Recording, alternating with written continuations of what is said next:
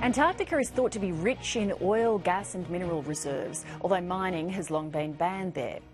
Could that be about to change? An expert in Chinese politics says a new tussle for Antarctic exploration has begun, and China is stepping up as a most ambitious player. Australia could find itself embroiled in any future row, as it holds the largest claim in Antarctica, almost half the landmass. Michael Atkin reports.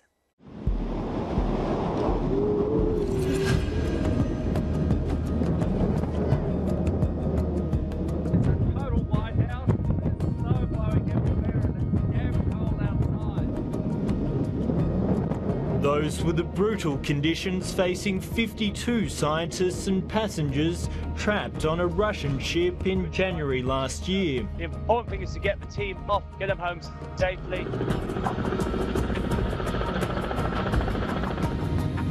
After 10 anxious days stuck in Antarctic ice, a Chinese helicopter swooped in for a dramatic rescue.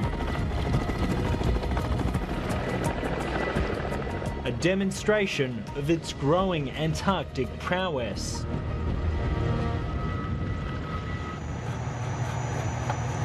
At this Hobart lab, a Chinese scientist is preparing an ice core from the Aurora Basin, gathered by Australian researchers.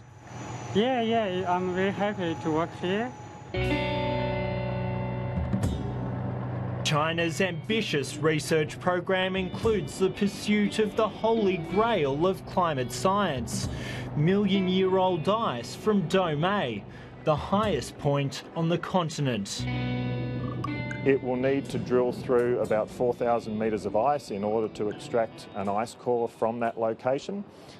That's going to be a massive undertaking, but if they're successful, it'll be a fantastic contribution to Antarctic science.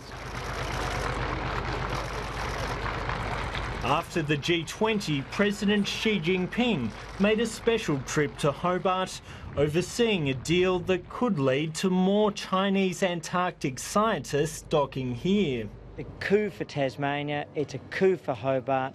This is about a partnership with the world's most populous country.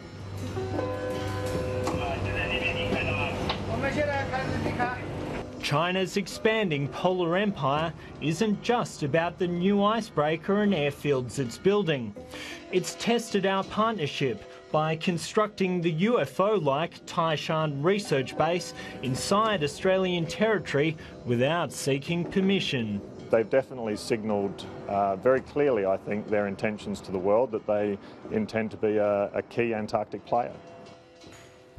Nick Rowley, a former senior advisor to Tony Blair, believes the main motivation for the presidential visit wasn't science, it was economics. He was, as all Chinese leaders do, was thinking about the longer term.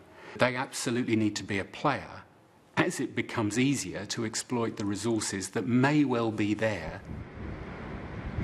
Lying under the Antarctic ice could be an untapped bonanza. Billions of barrels worth of oil, as well as gas, coal and iron ore.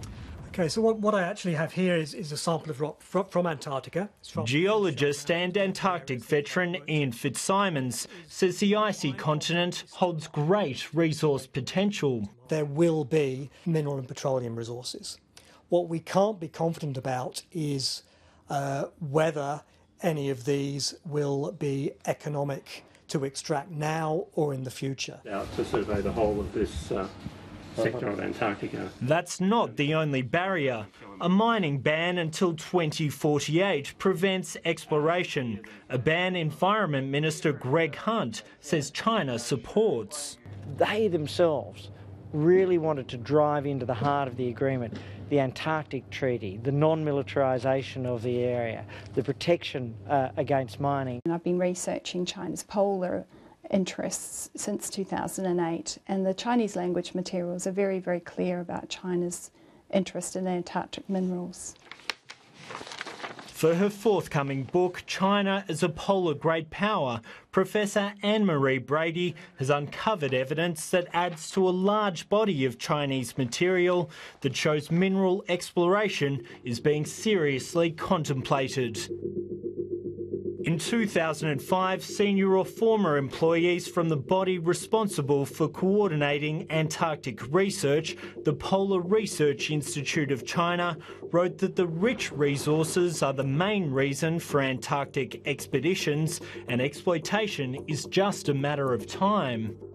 Another key Chinese government report from 2013, obtained from a confidential source, says China must have a share of Antarctic mineral resources to ensure the survival and development of its 1 billion population. They believe that a lot of the scientific research in Antarctica is a disguised form of presence, that many countries in Antarctica are occupying bases to not to pursue scientific questions, but to invest in for long-term strategic interests.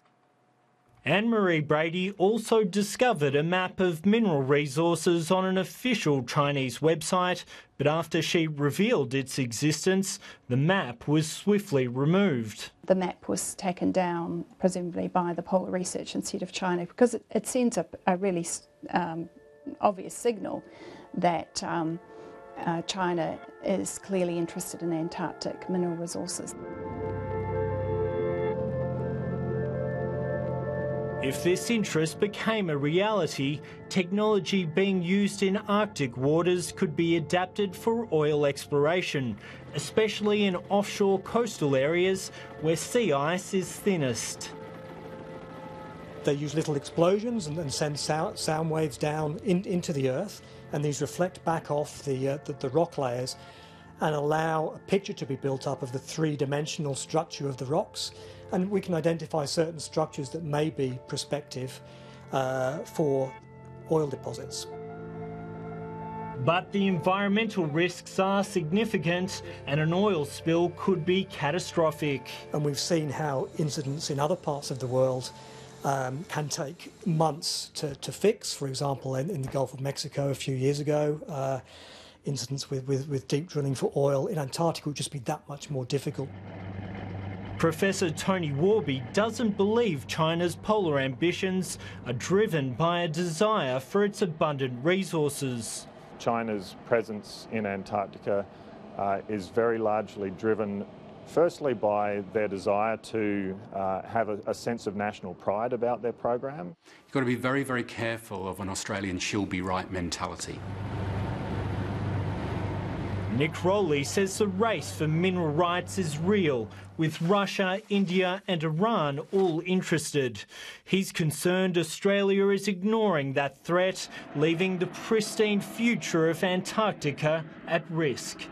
When the geopolitics and the political and economic interests change, I would back that over any rules under the Antarctic Treaty.